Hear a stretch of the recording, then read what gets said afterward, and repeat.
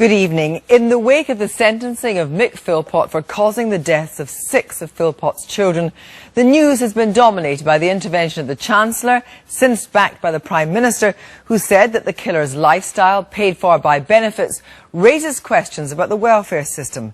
But the judge in the case, Mrs. Justice Thirlwall, was very keen to stress that it was necessary to lay out Philpot's history with other women before pronouncing sentence on him. She went on to set out a picture of a dangerous man who inflicted appalling physical and mental abuse on his wife and his lover and had done so to women previously. Zoe Conway reports. Behind closed doors, more than 2 million people in the UK are suffering from domestic abuse. It's not just about violence. Mick Philpot didn't just assault his wife Mairead, he tried to own her and his mistress.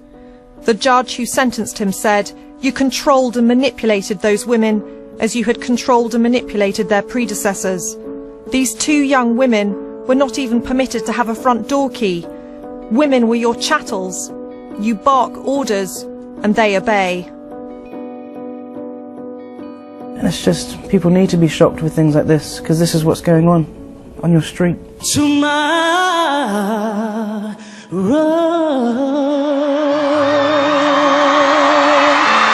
The Philpot case has brought back many painful memories for X Factor contestant Jermaine Douglas. He knows what it's like to live in a house full of fear.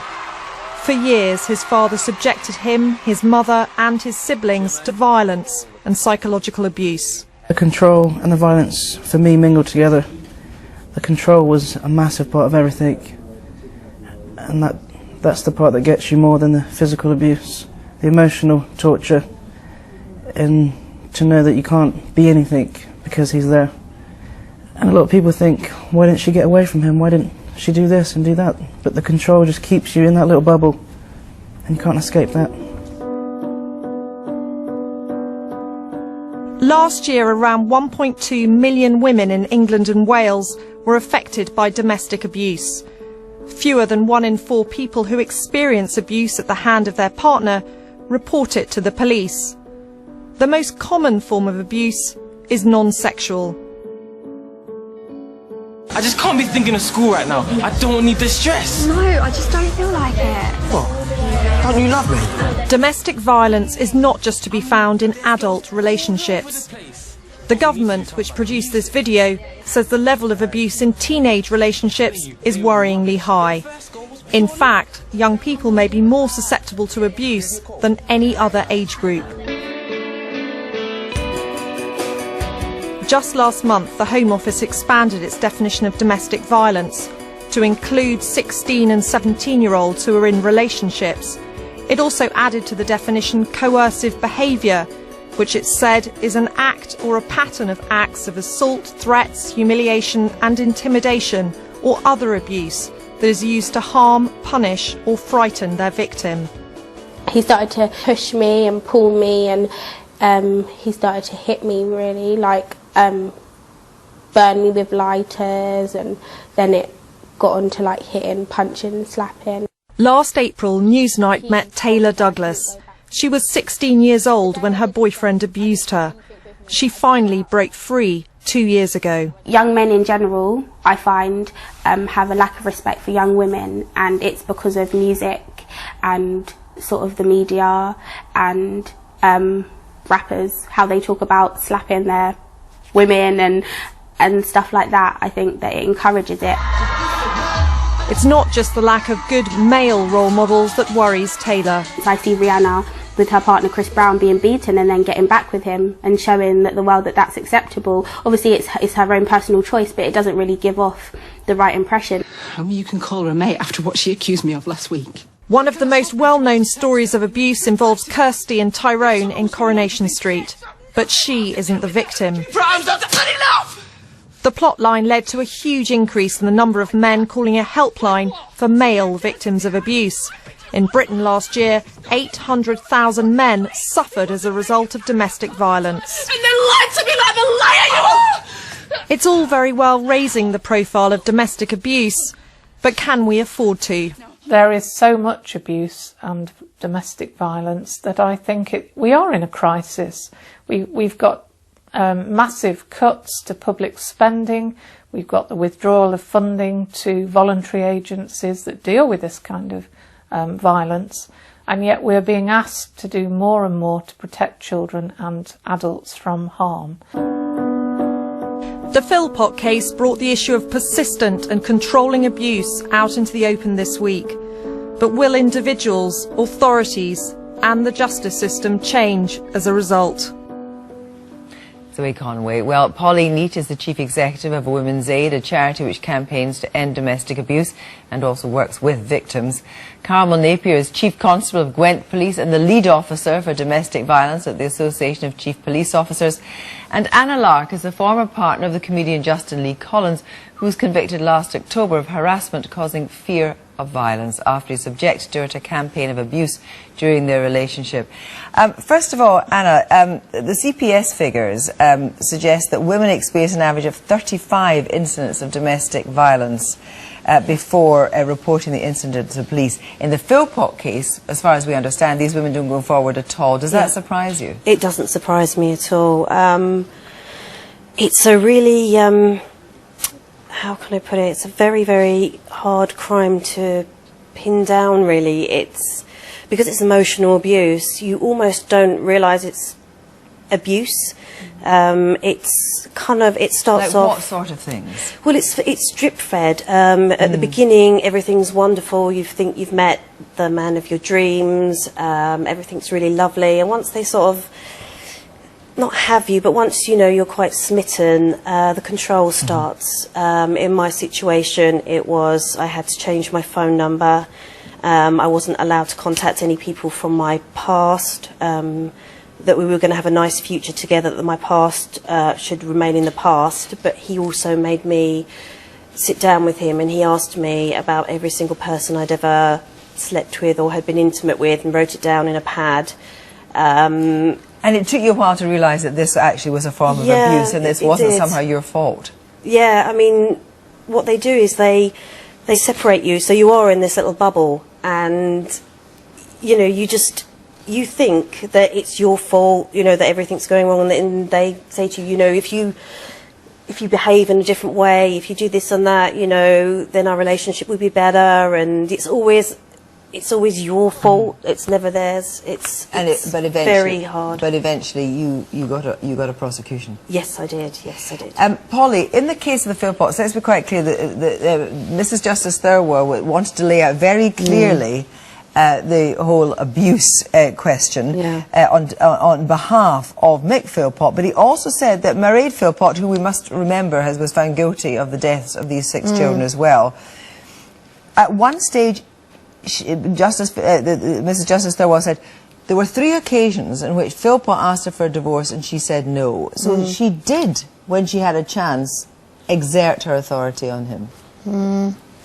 I think it's very difficult. You can't put yourself in the mind and in the situation of Mairead Philpot, and I think it's impossible for me to do that. I think what's really clear, though, is that the kind of controlling behaviour that we're talking about really does take away the free will of victims. It reduces their self-esteem over a long period of time, and also reduces the choices that they feel are available to them. And a lot of the time, there's a very small window of opportunity that somebody could take in order to get out of that situation. They really would have to act very quickly and decisively. Yeah, and that's your experience? Because they're so isolated from contact, both formal and informal, of other people outside that household. So even if they're going to work, actually within that work environment, they're very limited. They're taking them to work, they're collecting them from work. And the Philpot's case, you know, they didn't have a key, they didn't, all the benefit and wages had to be handed straight over and so forth. That's right. So that isolation means that they've got nowhere formal or informal to go, and hence the importance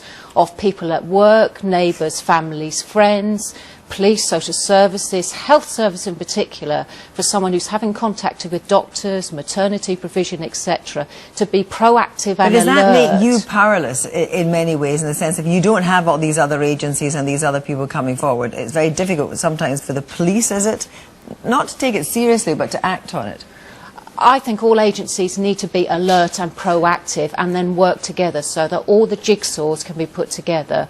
So actually, you know, people are presenting differently from what would be a person who's living within a happy environment, and actually the circumstances would be different. And I think it's about that training and awareness, both within the wider public and families and friends, that will help But address it's also that. the idea that if you do anything about it, Yeah. it'll come back 10 times worse for you. Exactly. There's death threats. You know, I'll put you in hospital. If you leave me, I'll put you in intensive care. I'll hurt the cat. There's all sorts of threats. I'll tell your parents about your past, and just all sorts of control and you're absolutely petrified. You're absolutely petrified, and you just lose your identity. It's almost it's a brainwashing, and it's really, really scary. This wasn't the focus of the main reporting after the case, was it? I mean, No, that's right. And I think it's really important that we understand, you know, the domestic violence dimension to this case and to other high-profile cases that happen, because the kind of thing that Carmel was talking about all agencies really being aware of and understanding the problem, and women themselves being able to name what they're experiencing as abuse, that's about a discourse and a cultural scenario yes, around and you heard everybody. the young people saying there, you know, that the whole nature of control, it's hard to work out that you're actually being controlled. And recently the change, of course, has been allowed that 16 and 17-year-olds should also be seen as victims of domestic abuse, but also the cumulative effect of coercion. Yes. And actually, you know, a number of incidents can be taken together to prove psychological abuse, but this is not necessarily about criminal convictions. No, it isn't, but it is about, really, the first thing the victim wants is the abuse to stop, and the support for the families. So actually we should worry less about criminal or not criminal or civil, but to work with the victim to actually ascertain the whole circumstances, what's happening in that relationship. But is that part of the police's remit? Yes, it is, to work with the other agencies and the victim to do that, and at the same time to look at the perpetrator. So there's been a lot of focus in domestic abuse historically, and this is where we're changing our working together to do victim and perpetrator at the same time, so that we know the detail of the perpetrator's history of relationship, not only with that individual but with others, and holistically investigate the incident which is attended, which the first for the police will be the 36th for the victim. And that's really important to remember. Important to remember that. But also, we must also remember that we are talking not only about women and domestic abuse. I mean, the Coronation Street line that's been running on Tyrone, that there are many men who are also victims of abuse who also don't come forward. I think that's right, and it is very difficult for any victim of abuse to come forward, but I also think it's important to remember that where you have a repeated pattern of abuse, almost 90% of the victims of repeated abuse are women, and that is an important thing to remember. Do you think the police are still taking this seriously, or are trained to take this seriously enough? I think at the top of the police and indeed the CPS, I think there is an absolute will to take this seriously. I think there's a real commitment. I think on the ground, at grassroots level, it is patchy, and police officers are part of society, and they're influenced by society's attitudes towards women, towards domestic abuse in general, and it's really important that they have training and awareness in order to break free of that. You accept that actually at the ground level it's not so well recognised, it's not so well dealt with? We've recognised that actually that is an area that we need to improve on, and as a result of that our focus has been working with heads of public protection in all the forces and chief officers to actually enhance the role of the specialist domestic abuse officers. So in my own force, for example, the frontline officers are trained, they do their responding emergency response in order to make the victim safe, do the risk assessment, which is so key, and then the specialist investigators on duty 24/7, looking not only at that incident but working with the victim, perpetrator, children, other agencies to do a holistic investigation of the whole incident. The whole culture, I mean, MTV ads running now because this is abuse in front of your face when your phone's taken away and you don't even know it. Exactly, yeah. Young women are not fully appraised of their own rights, absolutely. Are they? No. And we've found recently that a fifth of 16 to 19-year-old girls don't understand being coerced into sexual acts, for example, as abuse. We really need to deal with this in the education system. Yeah. Absolutely, I do agree. there isn't, especially with this case, how it's been turned into about benefits. I mean, it's just, the whole thing is a 30-year, this man has like had is 30 years of like, domestic abuse. And it must be presented somewhere, and when we will hear perhaps in the future if it did present. But on the question, because I know that Women's Aid were concerned about, in the reform to make sure that benefits are so-called simplified, there'll be a universal benefit which will be paid into an account which doesn't necessarily need to be the women's account in the house. And what the claim is, that will give women less freedom to be able to get out. They still get child benefit themselves, though. There is a concern, though, that the welfare reforms will impact on refugees, and we need to be clear. Refugees are funded through the benefits that the women living in them receive. It's really important that we acknowledge that refugees are under threat and that they're a critical part of the support bit of that network that Carmel was talking about locally. We must not let the network of refugees around the country fall apart. It's absolutely critical. Thank you all very much indeed.